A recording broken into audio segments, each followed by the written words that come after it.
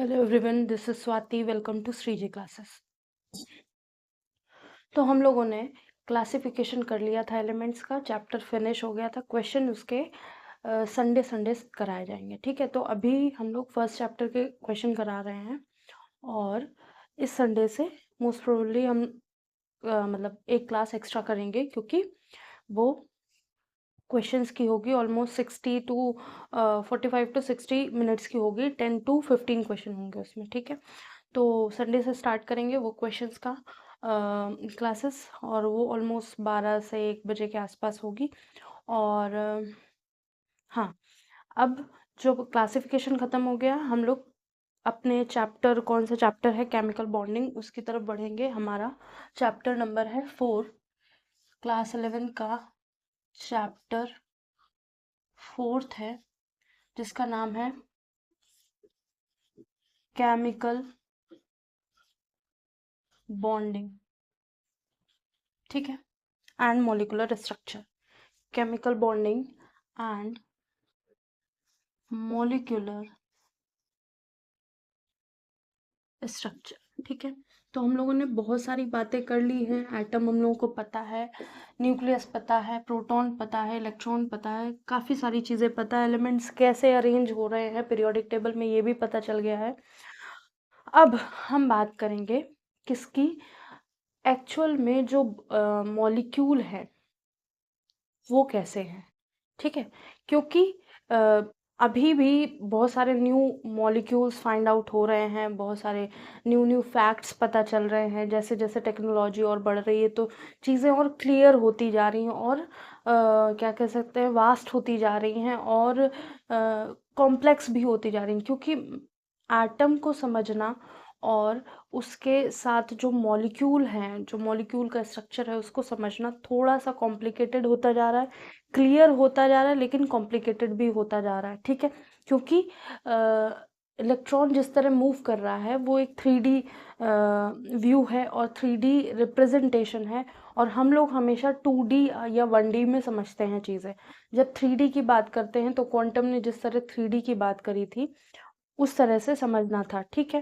लेकिन यहाँ जब है, ये हम बात करेंगे, क्योंकि ज़्यादातर एलिमेंट्स हैं ना, वो कंबाइंड स्टेट में मिलते हैं। कंबाइंड स्टेट में मिलेंगे तो वो क्या बना रहे हैं, एक तरह से मॉलिक्यूल बना रहे हैं, देयर कॉन्स्टिट्यूएंट पार्टिकल्स के, ठीक है।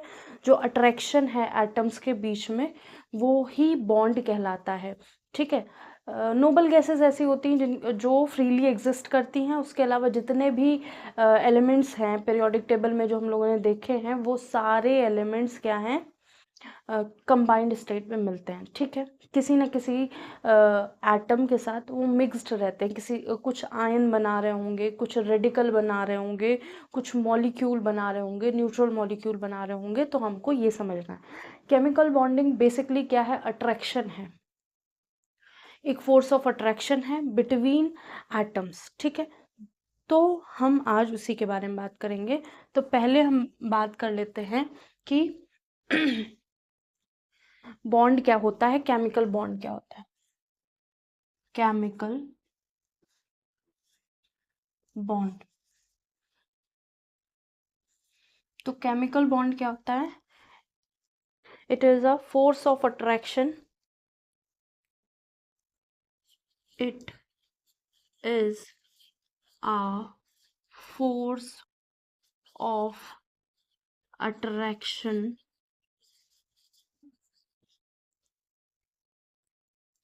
Between constituent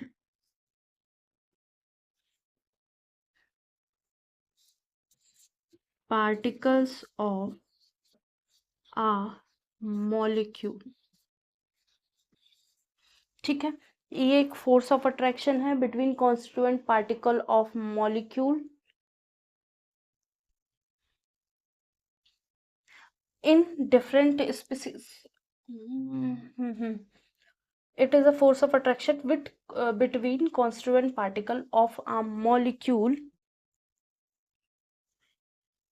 of different species, of different species is known as chemical bonding. ठीक है, तो जो बॉन्डिंग है वो कैसी हो रही है। ठीक है, तो अब पहले हमने समझ लिया कि क्या है, फोर्स ऑफ अट्रैक्शन है। फोर्स ऑफ अट्रैक्शन है between constituent particle. Constituent particles क्या हो सकते हैं, ये जो कॉन्स्टिट्यूएंट पार्टिकल हैं इट में बी एटम, आयंस और रेडिकल्स एक्सेट्रा कुछ भी हो सकते हैं। ठीक है, मॉलिक्यूल बनाने के लिए, मतलब बेसिकली हम क्या बना रहे हैं या नेचर में क्या हमको मिल रहा है, मॉलिक्यूल मिल रहा है। जब मॉलिक्यूल मिल रहा है तो वो सिंगल एंटिटी नहीं है, वो क्या है, कंबाइंड फॉर्म में है, वो एक तरह से ग्रुप में है। ठीक है, जब मॉलिक्यूल क्या है, कंबाइंड है, कंबाइंड फॉर्म है या ग्रुप में मिलता है। ठीक है, जब ग्रुप में मिल रहा है तो वहाँ पे डिफरेंट स्पीसीज भी बनेंगे। डिफरेंट डिफरेंट स्पीसीज के डिफरेंट डिफरेंट मॉलिक्यूल होते हैं। जैसे एग्जाम्पल में H2O है, HCl है, CH3 CH4 है, C60 है, एक्सेट्रा, ऐसे करके बहुत सारे, ग्लूकोज है। तो ये ऐसे करके बहुत सारे मॉलिक्यूल्स हैं। ज़रूरी नहीं उसमें एक ही दो एटम हो, तीन भी हो सकते हैं, चार भी हो सकते हैं, पांच भी हो सकते हैं, 60 भी हो सकते हैं, 100 भी हो सकते हैं। ठीक है, अब हम बेसिकली बात यहाँ करेंगे केमिकल बॉन्डिंग की। ठीक है,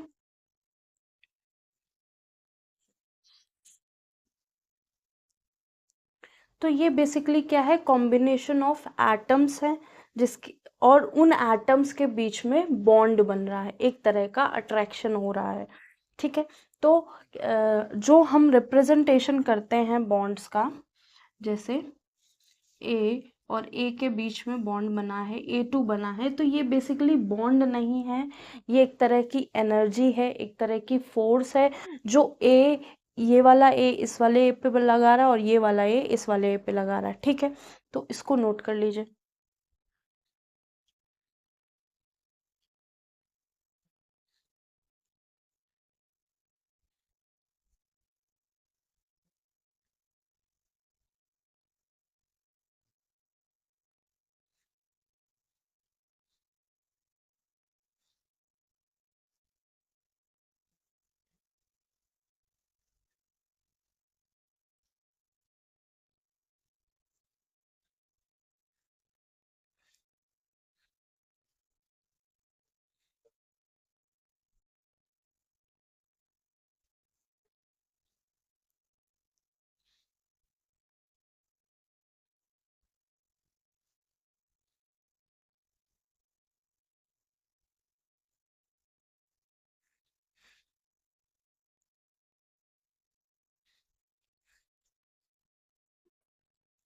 ठीक है, तो ये जो कॉम्बिनेशन है एलिमेंट्स का वो क्यों हो रहा है, पर्टिकुलर टाइप के ही एलिमेंट क्यों आपस में कंबाइन कर रहे हैं, या फिर क्या, किस एनर्जी के एलिमेंट्स एक दूसरे से कंबाइन कर रहे हैं, या किस स्टेट पे, या उन पे कितने इलेक्ट्रॉन्स होने चाहिए वही आपस में कंबाइन कर रहे हैं।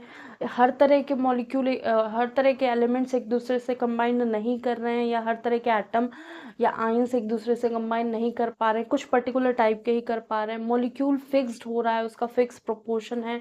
मॉलिक्यूल जब बन रहा है तो वो स्टेबिलिटी कैसी गेन कर रहा है, किस तरह का स्टेबल कंडीशन है, जब वो एटम्स डिफरेंट स्टेट में हैं तो वो कैसी एनर्जी कर रहे हैं। तो ये सारी चीज़ें हम समझेंगे। थ्योरीज हैं, कुछ एमओटी थ्योरी है, वेस्पर थ्योरी है, तो ऐसे बहुत सारी थ्योरीज पढ़ेंगे हम इस चैप्टर के अंदर, और हम समझेंगे कि एटम एक्चुअल में बॉन्ड बना कैसे रहे हैं, और वो फिक्स प्रोपोर्शन में एक फिक्स कंबाइंड फॉर्मूला बना रहे हैं, तभी ये मॉलिक्यूल बन पा रहे हैं। ठीक है, तो अब हम बात करेंगे किसकी, कि जो अप्रोच है केमिकल बॉन्डिंग का, कोसेल और लुइस का, वो क्या था। ठीक है, इसको रब करते हैं, आई होप लिख लिया होगा।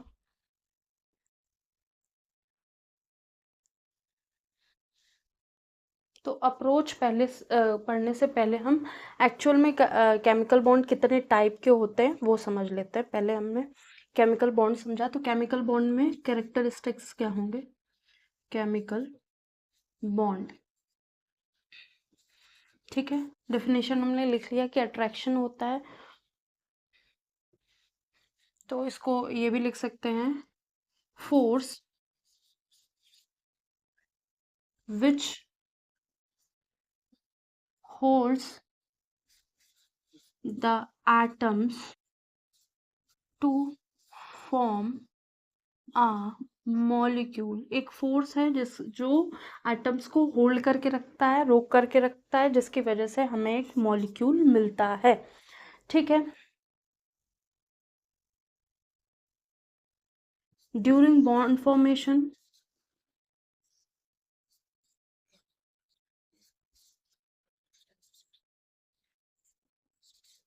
there is some release of energy।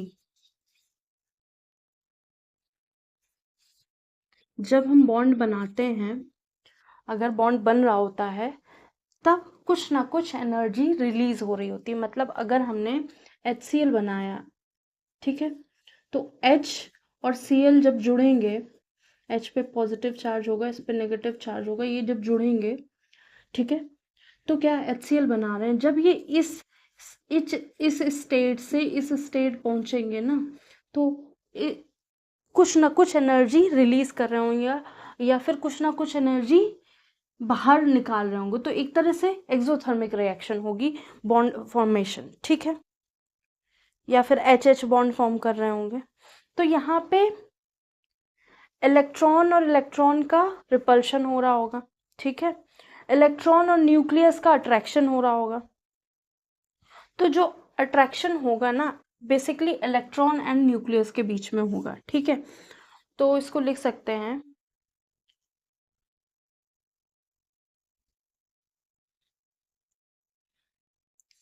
there is repulsion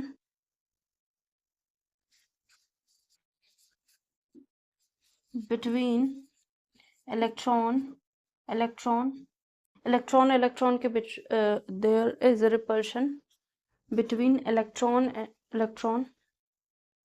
and nucleus and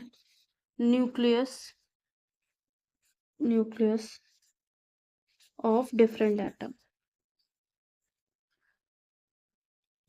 but attraction between electron and nucleus, हमको देखने को मिलेगा अट्रैक्शन कहाँ, इलेक्ट्रॉन और न्यूक्लियस के बीच में, और इलेक्ट्रॉन और न्यूक्लियस के बीच में रिपल्शन होगा। अगर ये H है, ये Cl, अभी कोई चार्ज नहीं, यहाँ पे एक इलेक्ट्रॉन है और इसके आउटर मोस्ट पे भी एक इलेक्ट्रॉन है, इन दोनों को बॉन्ड बना के स्टेबल होना है। ठीक है, स्टेबल होना है, तो यहाँ क्या होगा, इनके इलेक्ट्रॉन के बीच में रिपल्शन होगा, इनके न्यूक्लियस के बीच में रिपल्शन होगा, लेकिन इसके इलेक्ट्रॉन और इसके न्यूक्लियस के बीच में, इसके इलेक्ट्रॉन और इसके न्यूक्लियस के बीच में अट्रैक्शन होगा, that is more in energy. वो उसका अट्रैक्शन ज़्यादा होगा विथ रिस्पेक्ट टू रिपल्शन, इसलिए वो बॉन्ड बना रहे हैं। ठीक है,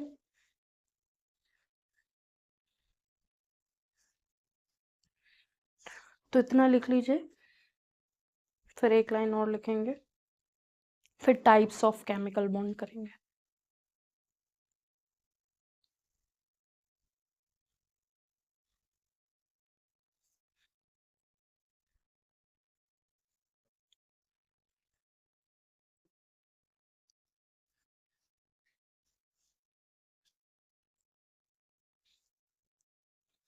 जैसे दो एटम बॉन्ड बना रहे हैं, तो इनके इलेक्ट्रॉन और इलेक्ट्रॉन के बीच में क्या होगा, रिपल्शन होगा। यहाँ रिपल्शन होगा, यहाँ रिपल्शन होगा, लेकिन अट्रैक्शन होगा इलेक्ट्रॉन और न्यूक्लियस में। ये अट्रैक्शन होगा, इनके और इनके बीच में अट्रैक्शन। ठीक है, तो अट्रैक्शन इज मोर पावरफुल या ग्रेटर देन रिपल्शन फोर्स।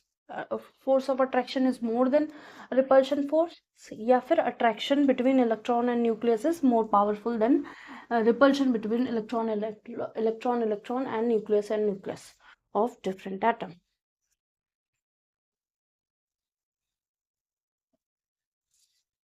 अब बॉन्ड क्यों बन रहे हैं? बॉन्ड इसलिए बन रहे हैं क्योंकि वो स्टेबल होना चाहते हैं, उनका रिलीज इन पोटेंशियल एनर्जी हो जाएगा जब बॉन्ड बनाएंगे। जब ये बॉन्ड बना लेंगे तो स्टेबली होके वो स्टेबल कंडीशन में अपना रह सकते हैं। इसको रब करते हैं।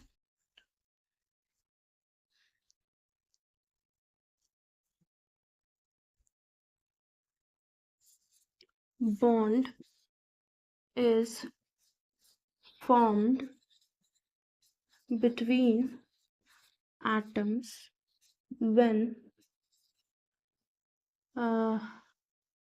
force of attraction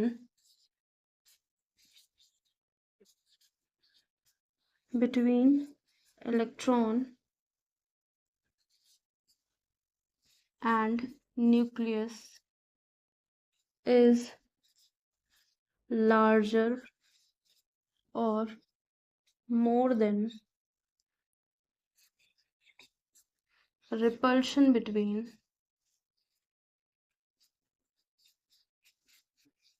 electron and nucleus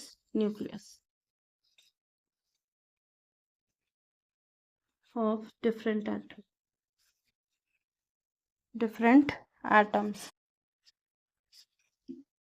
तभी तो बॉन्ड बनेगा, तभी मॉलिक्यूल बनेगा। ठीक है, अब हम करेंगे। तो ये स्टेबल क्यों होना चाहते हैं? ये nearest noble gas configuration achieve करना चाहते हैं मेनली। अगर हम H और H जोड़ के H2 बना रहे हैं, H और H जोड़ के H2 बन रहा है, तो ये nearest noble gas configuration achieve करना चाहते हैं। अगर Cl और Cl मिलके Cl2 बना रहे हैं तो ये नियरेस्ट गैस की कन्फिग्रेशन अचीव करना चाहते हैं। बेसिकली ये जो एलिमेंट्स हैं वो नोबल गैस की तरह बनना चाहते हैं। जैसे हर सोसाइटी में कोई ना कोई आइडियल होता है, तो कुछ लोग ऐसे होते हैं कि वो हमेशा नोबल गैस कैसे हैं, वो अपनी तरह बनना चाहते हैं। ठीक है, वो जैसे हैं वैसे ही रहना चाहते हैं। लेकिन कुछ सोसाइटी में लोग ऐसे हैं जो नोबल गैस की तरह बनना चाहते हैं, और कुछ बनना चाहते हैं बन जाते हैं, कुछ बनना चाहते हैं नहीं बन पाते हैं, और कुछ उससे कुछ एक्स्ट्रा बन जाते हैं। ठीक है, तो सारी कंडीशन हम देखेंगे।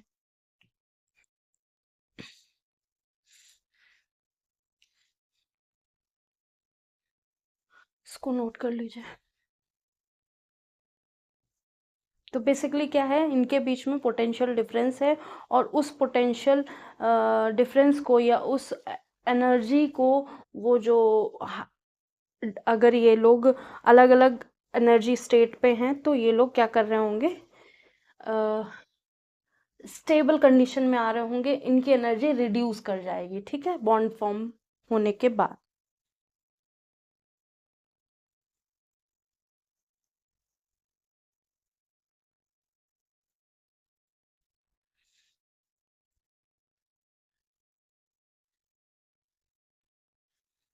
अब हम टाइप्स ऑफ केमिकल बॉन्ड्स की बात करेंगे। आयनिक बॉन्ड होते हैं, कोवेलेंट बॉन्ड होते हैं, और कोऑर्डिनेट बॉन्ड होते हैं।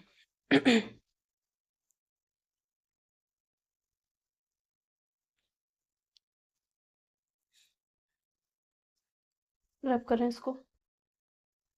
तो जब हम केमिकल बॉन्ड की बात करेंगे, हम स्टेबिलिटी की बात करेंगे, एनर्जी की बात करेंगे, पोटेंशियल एनर्जी की बात करेंगे, फोर्स ऑफ अट्रैक्शन की बात करेंगे, और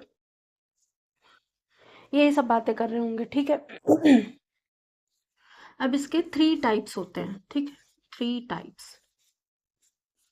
फर्स्ट होगा आयनिक बॉन्ड, जो आयंस के बीच में बन रहा होगा। सेकंड क्या होगा, कोवेलेंट बॉन्ड,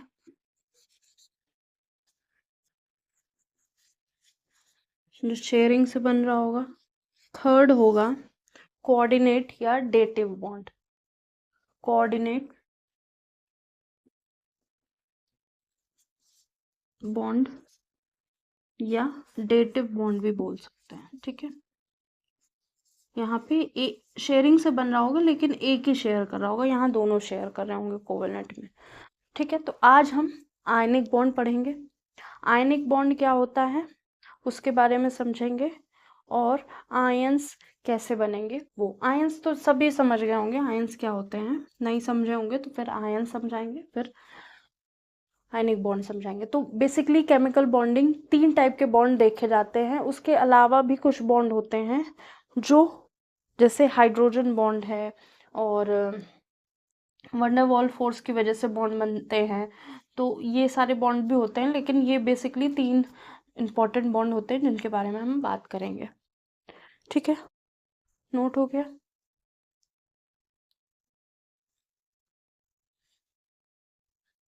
इसको रब करते हैं। तो फर्स्ट है हमारा आयनिक बॉन्ड, इसको इलेक्ट्रोवेलेंट बॉन्ड भी कहते हैं। ठीक है, क्या कहते हैं? Electrovalent bond, electrovalent bond. ठीक है, ये बिटवीन द आयंस बन रहा होता है, नॉन डायरेक्शनल होता है, नॉन डायरेक्शनल होते हैं। ठीक है, और बॉन्ड बनने के बाद हम नहीं बता सकते हैं कि ये कौन सा बॉन्ड है। बॉन्ड बनने से पहले या ड्यूरिंग द बॉन्ड फॉर्मेशन हम कह सकते हैं कि या ये बॉन्ड है, ये बॉन्ड है, ऐसा बॉन्ड है, वैसा बॉन्ड है, लेकिन आयनिक है, कोवेलेंट है।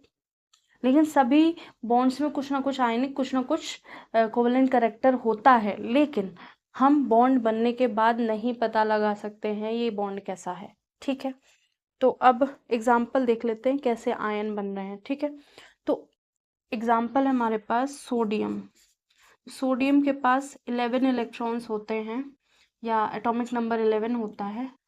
तो फर्स्ट शेल में 2 होंगे, सेकंड में 8 होंगे, थर्ड में 1 होगा। तो या तो ये क्या करे, 7 इलेक्ट्रॉन गेन करके ऑक्टेट अपना पूरा कर ले। ठीक, 8 इलेक्ट्रॉन बना ले, वो भी पढ़ेंगे ऑक्टेट रूल क्या होता है, स्टेबिलिटी फैक्टर होता है। लेकिन इसके लिए इजी क्या है, ये एक बॉन्ड और गेन कर ले, एक इलेक्ट्रॉन और गेन कर ले और ये 2 बॉन्ड बना ले। ठीक है, अपने आउटर मोस्ट पे 2 इलेक्ट्रॉन कर ले। ठीक है, फिर Cl क्या है, एक है Cl, इसके पास 17 इलेक्ट्रॉन होते हैं, 2, 8, 7। तो ये क्या करेगा, ये इसके लिए क्या इजी है, इसके लिए ये इजी है, या तो ये सारे इलेक्ट्रॉन लूज कर ले अपने, ये जो 7 हैं, ये 7 के साथ सब हटा दे तो स्टेबल हो जाएगा, या फिर क्या करे, एक गेन कर ले इलेक्ट्रॉन। ठीक है, तो अब Na का आयन कैसा बन सकता है, ये अपना एक इलेक्ट्रॉन लूज कर सकता है इजीली, और लूज करने के बाद Na प्लस बन सकता है। तो Na प्लस क्या है, सोडियम आयन। और ये क्या कर सकता है, एक इजीली ये अपने आप को लूज करके ये स्टेबल 2 8 के फॉर्म में आ जाएगा, और ये स्टेबल कंडीशन बन जाएगी रिस्पेक्ट टू दिस। ठीक है, क्योंकि इसको कितने गेन करने पड़ेंगे, ऑलमोस्ट 7 इलेक्ट्रॉन गेन करने पड़ेंगे। ठीक है, Cl क्या है, Cl को एक चाहिए, और एक गेन करके ये यहाँ पे अपना 8 पूरा कर लेगा, या फिर 7 के साथों लूज करे वो इलेक्ट्रॉन। ठीक है, तो ये क्या बना, केटायन, ये बना एनायन, दोनों आयन के फॉर्म में बन गए। अब ये बॉन्ड फॉर्म करेंगे, Na प्लस और Cl माइनस, ये क्या हो गया, आयनिक बॉन्ड, ये स्ट्रॉन्ग बॉन्ड होता है। ठीक है,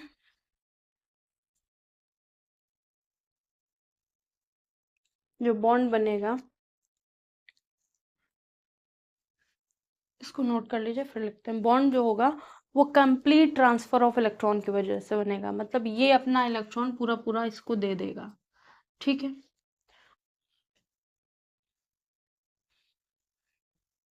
मेटल और नॉन मेटल के बीच में बनेगा, और आयंस के बीच में बनेगा, नॉन डायरेक्शनल नेचर में होगा, मतलब अट्रैक्शन बिटवीन एटम कहीं से भी पॉसिबल है। नॉन डायरेक्शनल का मतलब ज़रूरी नहीं कि ऐसे ही बॉन्ड बना है, इधर से भी बना सकता है, इधर से भी बना सकता है, इधर से भी बना सकता है। ठीक है, डायरेक्शनल नहीं है कि हाँ इसी साइड अट्रैक्शन है इसी साइड से बनेगा, या इस साइड रिपल्शन है इस साइड नहीं बनेगा। ठीक है, किसी भी साइड से बॉन्ड बना सकता है।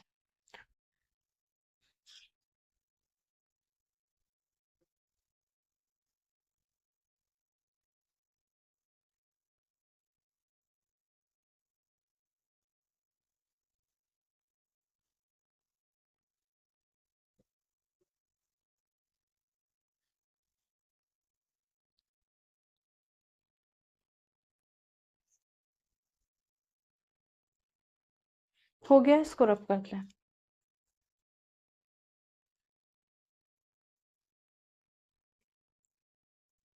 तो फर्स्ट है complete transfer of electron during bond formation. Ionic bond formation में कंप्लीट ट्रांसफर ऑफ इलेक्ट्रॉन होगा।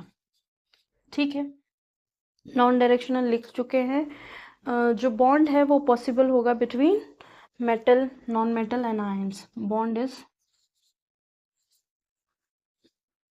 possible between metal and non-metal और आयंस। ठीक है, ये स्ट्रॉन्ग बॉन्ड है। कैसा बॉन्ड है? एक स्ट्रॉन्ग बॉन्ड है।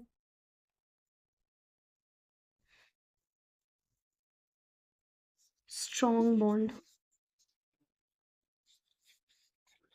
ठीक है। स्ट्रॉन्ग बॉन्ड है तो high melting and boiling point भी होगा। High melting point and boiling point, जो भी मॉलिक्यूल ये बॉन्ड बना रहे होंगे उनका मेल्टिंग पॉइंट और बॉइलिंग पॉइंट बहुत हाई होगा। ठीक है,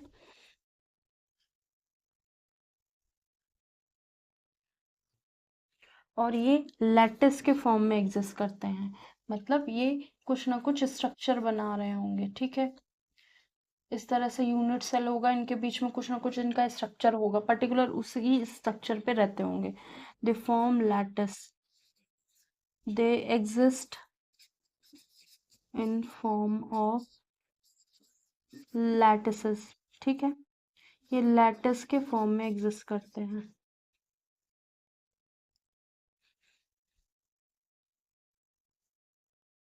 या फिर लैटिस और कह सकते हैं सॉलिड स्टेट में।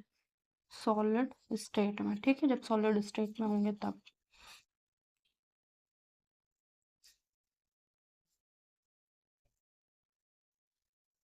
इतना नोट कीजिए।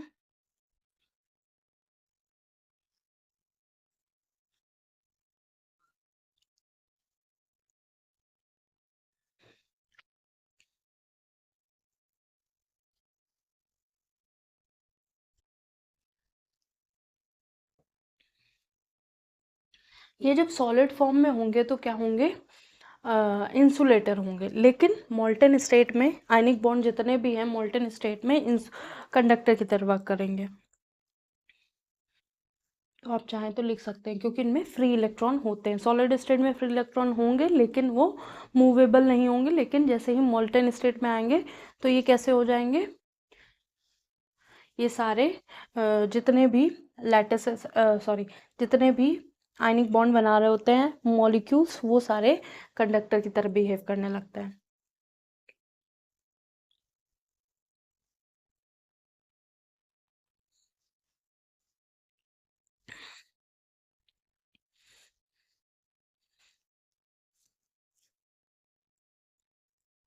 एक ये भी लिख सकते हैं, soluble in water. Soluble in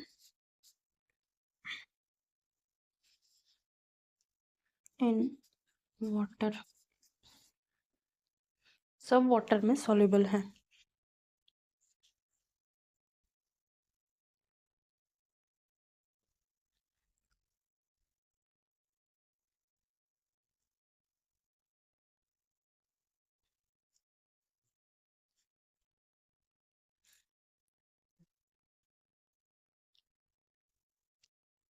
तो आयनिक बॉन्ड, होप सो समझ में आया होगा। अगर ये वाला लाइन है ना, लैटिस, ये 12th में पूरा चैप्टर है। आप चाहें तो प्लेलिस्ट बनी हुई है सॉलिड स्टेट की, देख सकते हैं। बहुत अच्छा चैप्टर है, बहुत। अभी इसके क्वेश्चन नहीं कराए हैं क्योंकि क्वेश्चन में उस पे थोड़े से, जैसे जेडएनएस का स्ट्रक्चर है, NaCl का स्ट्रक्चर है, ये स्ट्रक्चर बताने बाकी है। तो स्ट्रक्चर मेन मेन जो इंपॉर्टेंट आते हैं, जिंक ब्लेंड वगैरह का, तो वो सब कराने हैं। ठीक है, बाकी उसका थ्योरी पूरा कंप्लीट हो गया जो एनसीईआरटी के बेस्ड है वो। बाकी स्ट्रक्चर जो 3D स्ट्रक्चर दिखाने हैं वो अभी नहीं हुए हैं। ठीक है, तो होप सो ये सारी चीज़ें समझ में आई होंगी। आज फर्स्ट क्लास थी, इंट्रोडक्टरी क्लास थी और इसमें ऐसा कुछ भी नहीं है, मतलब हो सकता है कुछ नया मिला हो आपको। अब जो आप क्लास पढ़ेंगे तो वो नेक्स्ट क्लास से बिल्कुल फ्लो में रहेगा चीज़ें। और आज थोड़ी सी स्लो रही हैं, स्लो क्या मतलब थोड़ा सा कम है क्लास, ठीक है। और फिर हम अच्छे से पढ़ाएंगे, फ्लो में रहेगा पूरे क्लासेस। और केमिकल बॉन्डिंग और स्टार्ट हो गई है और हम लोग संडे को इस बार से एक न्यूमेरिकल क्लास ज़रूर करेंगे। 45 से 50 मिनट या 60 मिनट की होगी, ठीक है। तो आज के लिए इतना ही। लाइक एंड सब्सक्राइब ज़रूर कीजिएगा। कुछ भी नया पढ़ना हो तो आप कमेंट कर सकते हैं, और अगर आपको हैंड रिटन नोट्स चाहिए तो उसके लिए भी आप कमेंट कर सकते हैं, ठीक है। आज के लिए इतना ही। Thank you.